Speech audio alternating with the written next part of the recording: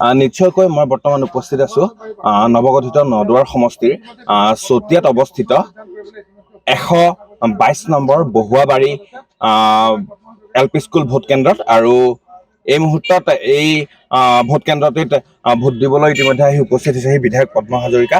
আৰু মই তেখেতৰ ওচৰলৈ যাব বিচাৰিছোঁ। কেমেৰা পাৰ্চন ৰুবু আছে মোৰ লগত। কৃতজ্ঞতা প্ৰধানমন্ত্ৰী নৰেন্দ্ৰ মোদী ডাঙৰীয়াৰ প্ৰতি, কাৰণ এইখন অসম প্ৰধানমন্ত্ৰী নৰেন্দ্ৰ মোদী ডাঙৰীয়া 14 চনত প্ৰধানমন্ত্ৰী হিচাপে দায়িত্ব লোৱাৰ আগত কি আছিল যে এইখন অসমত আছিল উগ্ৰপন্থীৰ সমান্তৰাল চৰকাৰ, এইখন অসম আছিল অশান্ত, এইখন অসমত হৈছিল সাম্প্ৰদায়িক সংঘৰ্ষ, এইখন অসমত গুলী বাৰুদ বোমা কেনেধৰণে মানুহৰ মৃত্যু হৈছিল, একেদিনাই 100ৰ ওপৰ মানুহ গুলীয়াই হত্যা কৰিছিল। গতিকে এইখন অসমলৈ শান্তি আহিল একমাত্ৰ ভাৰতীয় জনতা পাৰ্টীৰ চৰকাৰ প্ৰধানমন্ত্ৰী নৰেন্দ্ৰ মোদী ডাঙৰীয়াই যিদিনাই দেশত প্ৰধানমন্ত্ৰী হিচাপে দায়িত্ব ল'লে তেতিয়াৰ পৰা ক্ৰমাগতভাৱে তাৰপিছত 16 চনত যেতিয়া অসমতো ভাৰতীয় জনতা পাৰ্টীৰ চৰকাৰ প্ৰতিষ্ঠা হ'ল, গতিকে সেইদিনাৰ পৰাই আজি দিনটোত আপোনালোকে চাওক উগ্ৰপন্থী প্ৰায় নাই। উগ্ৰপন্থীৰ সমান্তৰাল চৰকাৰতো প্ৰশ্নই নাহে যে উগ্ৰপন্থী কাৰ্যকলাপ বন্ধ হৈ গ'ল, বোমা নুফুটা হ'ল, গুলী নুফুটা হ'ল, হত্যাকাণ্ড সংঘটিত নোহোৱা হ'ল, ঢল দাবী নোহোৱা হ'ল, সাম্প্ৰদায়িক সংঘৰ্ষ নোহোৱা হ'ল, গতিকে শান্তি প্ৰতিষ্ঠা হৈছে। এতিয়া গণতন্ত্ৰ দিৱস, স্বাধীনতা দিৱস, আজি ভোট কেন্দ্ৰত কিমান আগতে গণ্ডগোল হয়। আমি শান্তিত থাকিব নোৱাৰোঁ। কংগ্ৰেছ চৰকাৰ দিনত যিমানখিনি নিৰ্বাচন হৈছে আমি শান্তিত থাকিব নোৱাৰোঁ। এতিয়া শান্তিত মুক্ত নিৰ্বাচন হৈছে, মানুহে গণতান্ত্ৰিক অধিকাৰ সাব্যস্ত কৰিছে আৰু প্ৰগতি হৈছে। কৰিলোঁ। খালি পোহৰটো কম আছে, ভোটৰ সেই পোহৰটো কম আছে। গতিকে এই যে যিটো গণতান্ত্ৰিক অধিকাৰ মানুহে সাব্যস্ত কৰিবলৈ পাইছে, তাৰোপৰি প্ৰগতিটো আপোনালোকে দেখিছে যে গাঁৱে ভূঞে ৰাস্তা পদূলি, শিক্ষানুষ্ঠান, চিকিৎসা ব্যৱস্থা, বাকী অন্যান্য যিবিলাক আগতে প্ৰায় চৰকাৰী ডিপাৰ্টমেণ্টৰ কাম নোহোৱা হৈ গৈছিল ভাৰতীয় জনতা পাৰ্টীৰ চৰকাৰ অহাৰ আগমুহূৰ্তত কি হৈছিলে। গতিকে এতিয়া দুখীয়া নিচলা মানুহে কেন্দ্ৰীয় চৰকাৰ, ৰাজ্য চৰকাৰ বিভিন্ন আঁচনি পাবলৈ সক্ষম হৈছে। শান্তিত মানুহে ল'ৰা ছোৱালীয়ে নিজৰ প্ৰতিভা বিকাশ কৰিবলৈ বা অধ্যয়ন কৰিবলৈ এটা সুন্দৰ পৰিৱেশ পাইছে। কথা জানিম যে নদুৱাৰ সমষ্টিত নতুনকৈ বহু ভোটাৰ অন্তৰ্ভুক্ত হৈছে, এই ক্ষেত্ৰত কেনেধৰণে প্ৰভাৱ পেলাব বুলি আপুনি ভাবে? নদুৱাৰ সমষ্টি এইবাৰ আমিতো যোৱাবাৰ 85,000 ভোট পাইছিলোঁ। এইবাৰ মই জনসাধাৰণৰ যিখিনি আস্থা চৰকাৰৰ প্ৰতি, প্ৰধানমন্ত্ৰী নৰেন্দ্ৰ মোদী ডাঙৰীয়াৰ প্ৰতি, মুখ্যমন্ত্ৰী ডাঙৰীয়াৰ প্ৰতি বা যিখিনি মানুহে আস্থা প্ৰকাশ কৰিছে তাৰ পৰা এই কথাটো প্ৰতিফলন হ'ব। এইবাৰ 85,000ৰ পৰা আমি 1 লাখ ওপৰ ভোট পাবলৈ নদুৱা সমষ্টিৰ পৰা আমি সক্ষম হ'ম। ৰাইজৰ যিটো সহযোগিতা দেখিছোঁ, কংগ্ৰেছ দলক যেনেকৈ প্ৰত্যাখ্যান কৰিছে, আপোনালোকে চাওক কংগ্ৰেছ দলৰ পুলিং এজেণ্ট দিবলৈ মানুহ নাই, তেওঁলোকৰ ঢোলৰ প্ৰচাৰ কৰিবলৈ মানুহ নাই, তেওঁলোকৰ জনসাধাৰণক আহ্বান জনাবৰ কাৰণে আগতে যেনেকৈ গাঁৱে গাঁৱে কংগ্ৰেছ দলৰ এটা প্ৰচাৰ চলিছিল সেইটোও নাই। গতিকে কংগ্ৰেছ দল ৰাইজে আচলতে প্ৰত্যাখ্যান কৰিছে আৰু ভাৰতীয় জনতা পাৰ্টীক শান্তি আৰু উন্নয়নৰ কাৰণে ৰাইজে আঁকোৱালি লৈছে।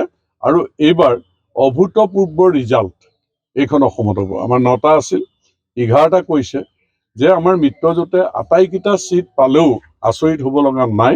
গতিকে অসমৰ জনসাধাৰণে চৰকাৰৰ প্ৰতি কৃতজ্ঞতা জ্ঞাপন কৰি, প্ৰধানমন্ত্ৰী নৰেন্দ্ৰ মোদী ডাঙৰীয়াৰ প্ৰতি কৃতজ্ঞতা জ্ঞাপন কৰি এইবাৰ অসমত আটাইকেইটা চিটো হয়তো আমি ভাৰতীয় জনতা পাৰ্টি বা মিত্ৰজোঁটে পাবলৈ আমি সক্ষম হ'ম। হয়, এই প্ৰত্যেক নিৰ্বাচনৰ দৰে এইবছৰো আপুনি সপত্নীক সন্তান সহ ইয়াত ভোটদান কৰিলে।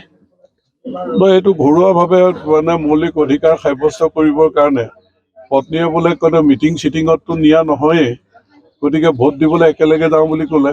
আৰু ল'ৰাও আহি মানে গাড়ীতে উঠিলেই যে মই ভোট দিবলৈ ভোটাধিকাৰ পাইছে, তাৰো আনন্দ। গতিকে পত্নী ল'ৰা নিজে গাড়ী চলাই ভালো লাগিছে যে আমাৰ ভোটাধিকাৰটো সাব্যস্ত কৰিবলৈ একেলগে আহিছে। সমষ্টি বিধায়ক হিচাপে এবাৰ কিমান আশাবাদী?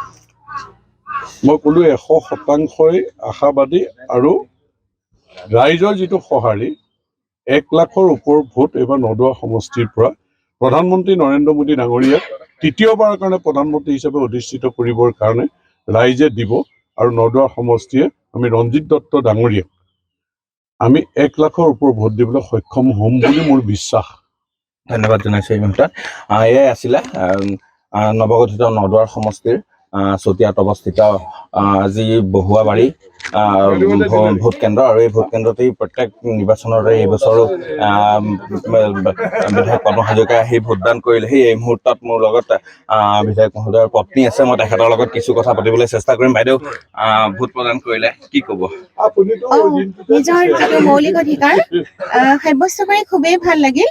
আজি সমগ্ৰ অসমতে নহ'লেও আমাৰ যিটো প্ৰথম পৰ্যায়ৰ ভোট গ্ৰহণ, আমি এতিয়া ভোট প্ৰদান কৰি আহিছো। আমি আশা কৰিছো আমাৰ যিজন প্ৰতিনিধি তেওঁ বহুত ভোটত, হাজাৰ হাজাৰ ভোটত বিজয়ী হ'ব। গতিকে আমাৰ যিটো মৌলিক অধিকাৰ, অন্ন, বস্ত্ৰ, বাসস্থান আৰু আমাৰ যিটো ভোটাধিকাৰ, এয়া আমি সাব্যস্ত কৰাটো আমাৰ মৌলিক অধিকাৰ। গতিকে আমি প্ৰতিজন নাগৰিকে নিজৰ সৰ্বশ্ৰেষ্ঠ অধিকাৰ সাব্যস্ত কৰিবলৈ আগবাঢ়ি আহিব লাগে, আৰু এইটো আমাৰ সৰ্বোচ্চ অধিকাৰ। সকলোৱে এই অধিকাৰ গ্ৰহণ কৰক। ধন্যবাদ জনাইছোঁ। তেখেতৰ সন্তান আছে, নিশ্চয় প্ৰথম ভোট এইবাৰ। মোৰ এবাৰ আচলতে দ্বিতীয়বাৰ ভোট দিছোঁ। গতিকে আমি সকলোৱে জানো যে ভাৰতবৰ্ষৰ যদি জনসংখ্যা চাবলৈ যাওঁ, আমি যুৱচামে এক নিৰ্ণায়ক ভূমিকা প্ৰত্যেক বছৰে বা প্ৰত্যেকবাৰ আমি পালন কৰোঁ।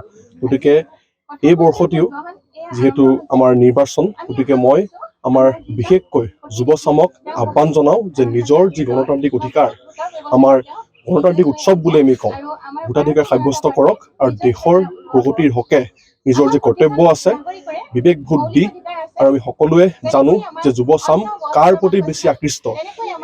আমাৰ দেশৰ আদৰণীয় প্ৰধানমন্ত্ৰী নৰেন্দ্ৰ মোদী ডাঙৰীয়াৰ হাত সবল কৰি পদুমৰ চিনত ভোট দি বিজেপিৰ প্ৰাৰ্থীক জয়যুক্ত কৰিবলৈ মই আহ্বান জনাম।